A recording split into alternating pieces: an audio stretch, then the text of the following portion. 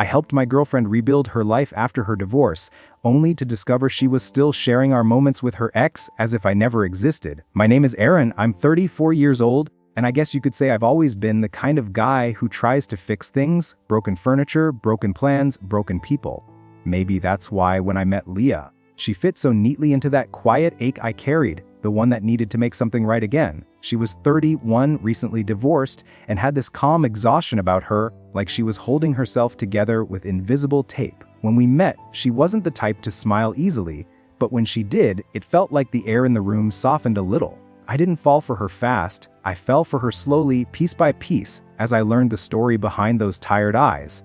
Leah had been married to a man named Daniel. They'd been together since college, nearly a decade, and from what she told me, their relationship had slowly withered into something quiet and resentful. She said the divorce had been mutual, that they had simply grown apart, but every now and then, her voice would tremble when she mentioned him, like there were layers of pain buried deep beneath her calm explanations. I never pushed. I told myself that everyone heals in their own way, and I wanted to be patient.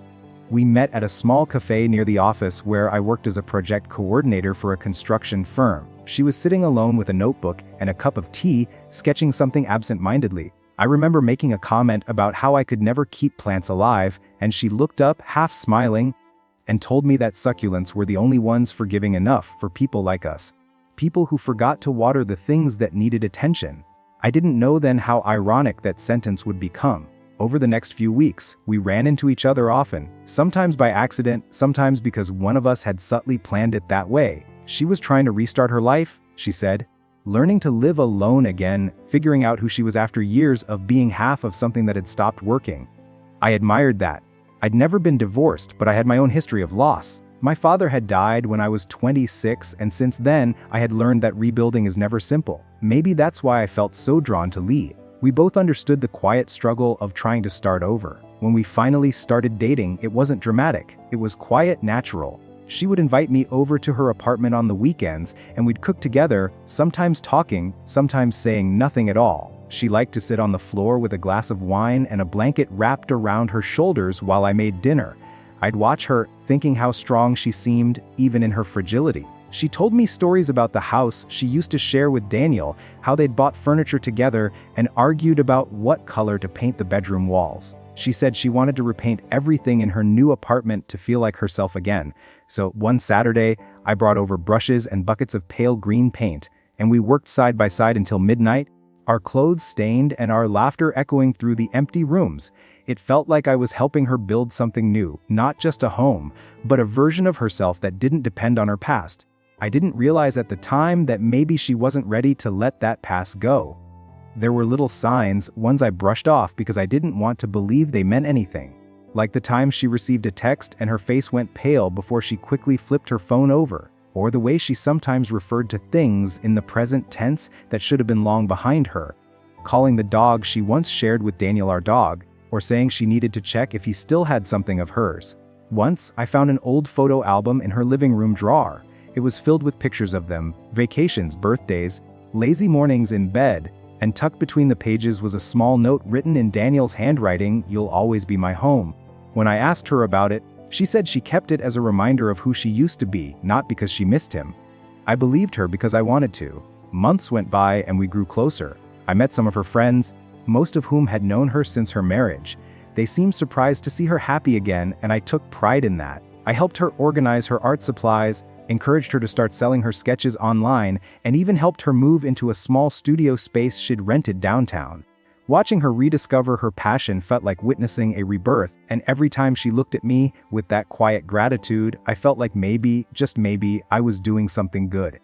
But beneath the surface, there were moments when something didn't add up. She kept her phone on silent most of the time. She said it helped her focus, but I noticed how she would check it in the bathroom or outside on the balcony, always facing away from me. When I asked if everything was okay, she'd smile that practiced smile and tell me she was just tired, that she didn't want to talk about her ex anymore because she wanted to focus on us. I tried to trust her. I told myself that trust meant not needing to know everything, that she had earned the space to heal at her own pace. After all, she had been through something painful, and I wasn't about to become another person who made her feel small or untrusted. But the truth is, I wasn't as patient as I wanted to be. There were nights I'd lie awake, wondering what she thought about when she stared at the ceiling after we'd made love, or who she was texting when she said she needed to clear her mind. Then came the night that started to unravel everything. We were sitting on the couch watching an old movie, one of those black and white romances Lee loved. She got up to pour herself another glass of wine, and when her phone buzzed on the coffee table, I glanced at it without thinking. The screen lit up, and I saw the name, Daniel. My stomach twisted, but I told myself it was nothing. Maybe he needed to talk about their divorce paperwork, or maybe they shared a pet they were still coordinating about. I didn't want to jump to conclusions. She came back, saw the phone, and froze. For a second, her face drained of color before she quickly grabbed it and turned it over. She laughed nervously and said he just texted about some old mail he'd received for her. I nodded, pretending to believe her, even though something in her eyes told me she was lying. It wasn't just guilt, it was fear. That night, after she fell asleep, I lay next to her, staring at the ceiling. The soft glow of her phone screen reflected off the nightstand, and I couldn't stop thinking about that name. I wasn't jealous of her past. I knew she had a history, a whole life before me. But I couldn't shake the feeling that I was sharing something sacred with a ghost who refused to leave. In the days that followed, I started noticing more things. Photos she took of us that never appeared anywhere, conversations she suddenly deleted, moments when she seemed distracted even as she smiled at me. I told myself I was imagining it, that my insecurities were poisoning something good. But deep down, I knew something was shifting. The woman I thought I was helping rebuild her life wasn't just holding on to her past, she was still living in it. And soon I would find out just how deep that connection really ran. After that night, everything between Lee and me began to feel slightly off balance, as if the floor beneath us had tilted by a few degrees. Nothing was obviously wrong, but the rhythm of our days changed. She was still affectionate, still the same gentle woman who would hum under her breath while making coffee or rest her head on my shoulder during long drives, but something about her warmth felt rehearsed. Her laughter came a half second too late. Her eyes darted away too quickly when I caught her glancing at her phone. I told myself to let it go. I reminded myself that people can stay in touch with their exes without it meaning anything. But there was something about the secrecy, the subtle defensiveness, that gnawed at me. I'd never been the jealous type. In past relationships, I was the easygoing one, the guy who didn't check phones or demand constant reassurance. But with Leah, the thought that she might still be emotionally tethered to Daniel felt like a splinter buried under the skin. Small, invisible, but impossible to ignore. A few weeks later it happened again. We were at her studio, surrounded by canvases and the smell of turpentine. She was painting, a scene of a couple sitting by a lake, their faces blurred into soft outlines. I thought it was beautiful, but she seemed distracted, her brush trembling slightly as she worked. Then her phone buzzed on the nearby table, and I saw the corner of her mouth twitch. She reached for it too quickly, like someone catching a falling glass. I didn't say anything then, but when she left to grab more supplies from the car, curiosity, or maybe self-preservation, got the better of me. I told myself I wouldn't read anything personal, that I'd just confirm my suspicions and put them to rest. Her phone wasn't locked, she trusted me enough for that, and that trust, ironically, made what I did feel even heavier. When I opened the messages, my chest went cold. There were dozens of texts from Daniel. Recent ones. They weren't explicitly romantic, at least not in the beginning. Most of them were about memories, the kind that carried emotional undertones too intimate for an ex. He'd send things like "Remember the lake house," or "You always hated the rain until we danced in it that night." She'd reply with laughing emojis or short comments, but the familiarity in her tone was unmistakable. It wasn't anger or resentment, it was nostalgia, a thread of connection she hadn't cut. But what hit me hardest were the photos. Pictures Leah had taken, of her studio, of our dinners, even of me, and sent to him. Alongside them were captions like "You'd appreciate this lighting," or "Look at what I've been working on lately." And one message, sent just a few days earlier, stopped me completely. "Aaron helped me repaint the apartment. It looks a lot like our old place now. Funny how some things come full circle, right? Our old place." She wasn't showing him her new life. She was sharing it, as if he were still part of it. As if I were just another background character in the story she was rewriting for him. I stood there, her phone trembling in my hand, the air in the studio heavy with the scent of oil paint and betrayal. I didn't know whether to scream, cry, or laugh at the absurdity of it all. For months, I had been pouring myself into helping her rebuild, believing I was helping her heal, when in reality, she had been weaving her recovery into a narrative for her ex's attention. I had become part of a performance meant for someone else. When Leah came back, I put her phone down and tried to compose myself. I didn't say anything that day. I couldn't. I watched her unpack the supplies, humming softly, her hair falling in loose waves across her face. She looked peaceful, content, like someone who had finally found stability. And maybe that was the worst part, realizing that she had been able to carry on so calmly while I was unknowingly standing in the middle of a lie. That night, when she fell asleep beside me, I couldn't stop replaying everything in my head. Every laugh, every touch, every shared glance that had once felt so genuine now seemed tainted by the knowledge that I had been unknowingly sharing her heart with another man. My mind kept returning to that one text. The way she'd mentioned me to Daniel, not as her partner but as someone filling a role that reminded her of him. The next morning, I tried to act normal. I made her breakfast, asked about her plans for the day, and listened as she talked about a new art exhibition she wanted to apply for. But the more she spoke, the more distant I felt. I realized that confronting her wasn't just about anger. It was about reclaiming my dignity, about refusing to play a part in someone else's unfinished story. So I asked her as casually as I could if she had talked to Daniel recently. She froze mid-bite, her fork covered above the plate, and her eyes flicked toward me, wide and uncertain. Then she smiled, that same soft, practiced smile, and said she hadn't, not in any meaningful way. Just the occasional message about logistics. I nodded, pretending to believe her. But I think she knew I didn't. Over the next few days, the tension between us grew. I stopped coming over as often, and when I did, our conversations felt strained. She asked if something was wrong, and I told her I was just stressed about work. She offered comfort, unaware that every time she reached for my hand, I had to fight the urge to pull away. Eventually, I couldn't take it anymore. One evening, while we were sitting on her couch, I told her I needed to ask her something important. She looked nervous immediately, her hands fidgeting in her lap. I told her I knew she had been texting Daniel. I told her I knew she had been sending him photos of us, of her new life, and framing it as though he was still part of it. For a long moment, she didn't say anything. Her eyes filled with tears, but she didn't deny it. Instead, she whispered that she didn't mean to hurt me, that it wasn't what I thought, that she just didn't know how to let go of the only person who had known her for so long. She said she still loved him, not in the way she used to, but in a way that made her feel safe, familiar. She said that when she shared things with him, it wasn't about choosing him over me, but about keeping a connection to a life she had lost. I didn't shout. I didn't accuse. I just sat there, staring at her, realizing that in her mind, what she'd done wasn't betrayal. It was survival. But for me, it was enough to break something that couldn't be repaired. After that conversation, things between Lee and me changed irreversibly. The apartment that had once felt like a safe space for both of us became a minefield of emotions I didn't know how to navigate. I started spending more nights at my own place, telling myself I needed space to think.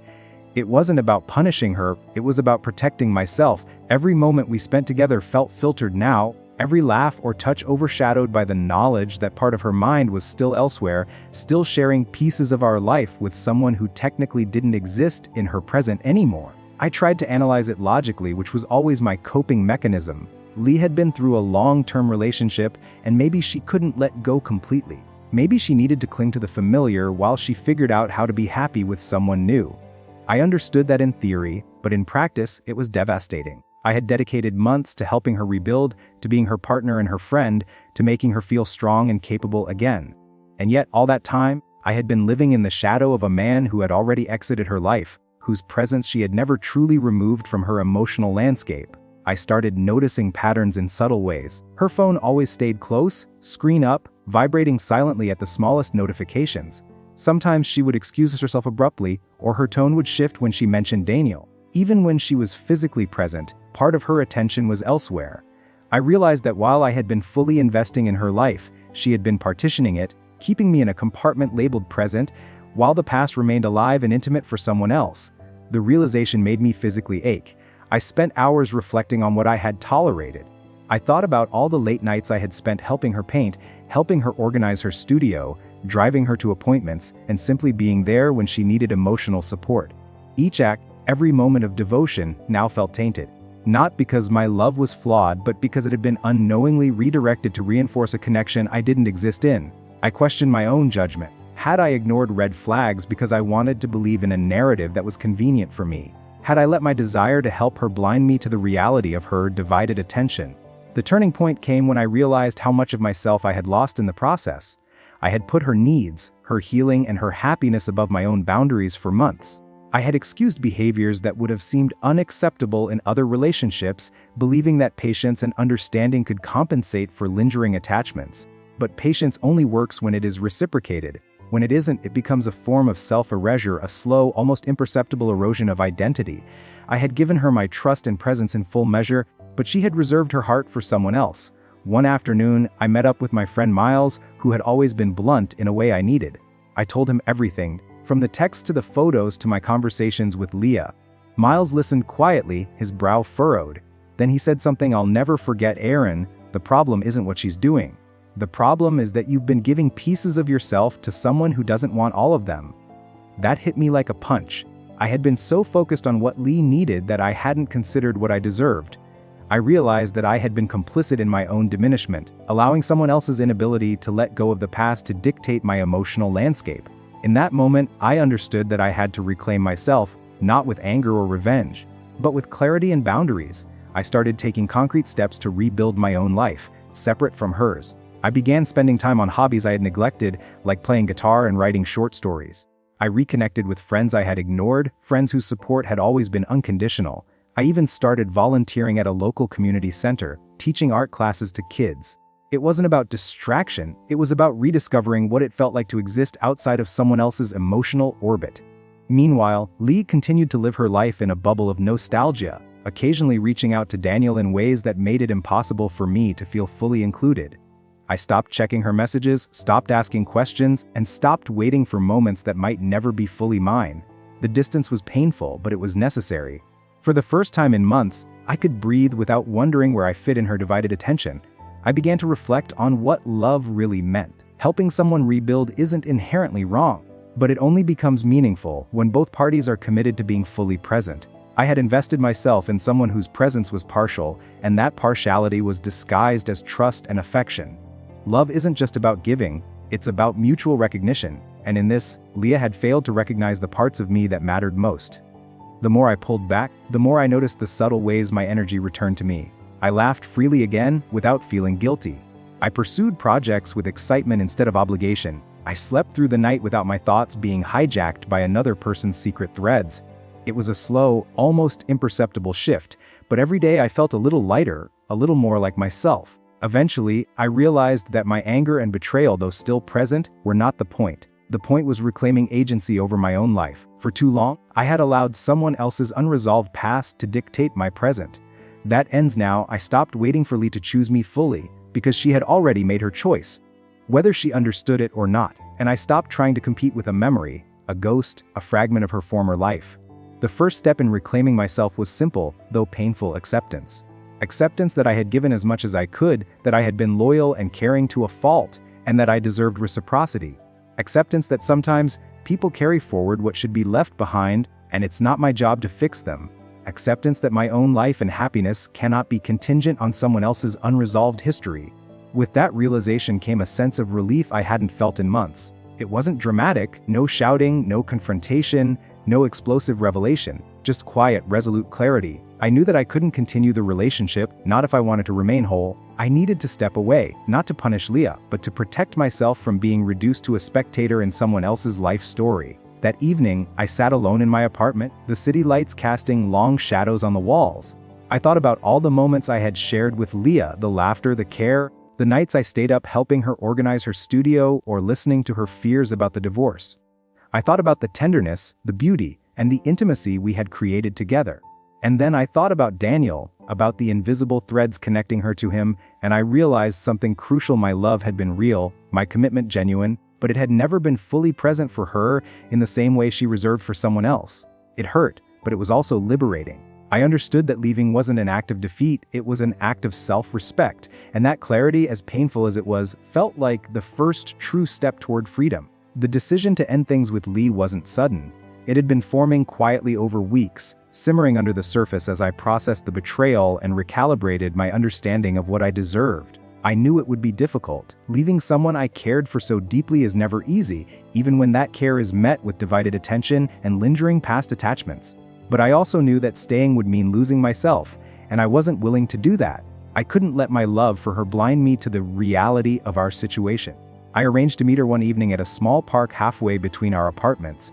The sun was just dipping below the horizon, painting the sky in shades of orange and pink. The air smelled faintly of autumn leaves, crisp and fresh. I wanted the setting to be calm, neutral, a place where we could speak honestly without the distractions of our daily lives. When I arrived, she was already there, sitting on a bench with her hands clasped in her lap. She looked nervous but hopeful, as if she expected that everything would be fine between us. I sat beside her and took a deep breath. I told her that I had loved her deeply, that my feelings had been real and genuine, but that I could no longer continue in a relationship where I was not fully seen or prioritized. I explained that the messages, the photos, and the continued connection to Daniel had made it impossible for me to feel secure, and that trying to maintain our relationship under those conditions would be a form of self-betrayal. I spoke calmly, but firmly, letting each word land. Leah's face fell and she began to speak, to justify herself, to explain that her communication with Daniel wasn't meant to hurt me, that it was simply a remnant of her past, and that she still valued our relationship. I listened, acknowledging her perspective without interruption, but I knew that no explanation could change what had happened or how it had made me feel. I had to prioritize my own emotional well-being. I told her that I understood her need for closure with her past, but that I couldn't live in the shadows of someone who wasn't fully present with me. As she started to cry, I reached out to gently touch her hand. I didn't pull back, but I didn't try to comfort her either. I let her feel her emotions fully while I maintained my own boundaries.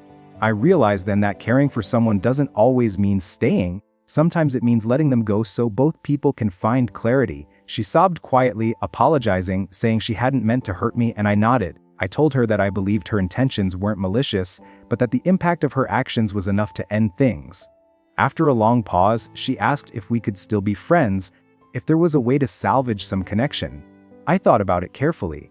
I wanted to be compassionate, but I also knew that maintaining a friendship immediately after this betrayal would be impossible. I told her that maybe, in time, a friendship could develop, but that for now, I needed distance to heal. She nodded, understanding that while she might not like it, she couldn't argue with it. Walking away from the park, I felt a strange mix of sorrow and relief. It hurt to let go of someone I had invested so much in, someone who had once been the center of my thoughts and daily life. But I also felt liberated. For the first time in months, my mind felt uncluttered. I could breathe without the weight of divided loyalties pressing down on me. I could start to focus on myself again, my hobbies, my friendships, my career, and my own future. In the days that followed, I threw myself into my routines, rediscovering things I had neglected while trying to support Leah. I started running again, feeling the rhythm of my feet against the pavement as a metaphor for my renewed independence. I took up painting, something I had once abandoned, finding solace in the colors and textures. I met friends for dinner, shared laughter, and slowly rebuilt a sense of normalcy that had been overshadowed by months of uncertainty and emotional strain.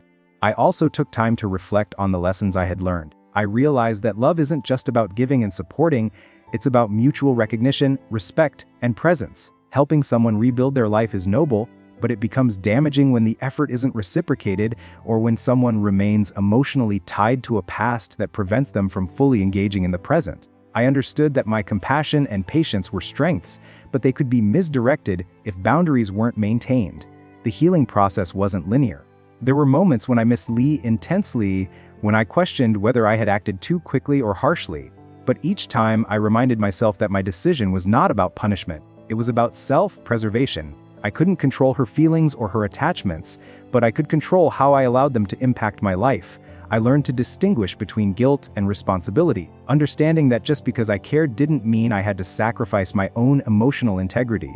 Weeks turned into months, and the pain gradually dulled into a bittersweet memory. I thought about Lee occasionally, hoping she was finding happiness and clarity in her own life, but without expecting it to involve me. I started dating again cautiously, aware of the patterns I wanted to avoid. I sought partners who were fully present, emotionally available, and willing to engage in a relationship without the shadows of unresolved past connections. By the time a year had passed, I felt stronger, more grounded, and more attuned to my own needs. The experience with Lee had been painful, but it had also been transformative. I had learned the importance of setting boundaries, of valuing my own presence, and of recognizing when love, however genuine, is not enough to sustain a relationship when reciprocity is absent. I sometimes think back to those months, to the quiet moments painting together, to the laughter, and even to the texts and photos that had caused so much pain. I don't regret having loved her or having tried to help her rebuild. But I also don't regret stepping away, reclaiming my autonomy, and choosing to prioritize myself.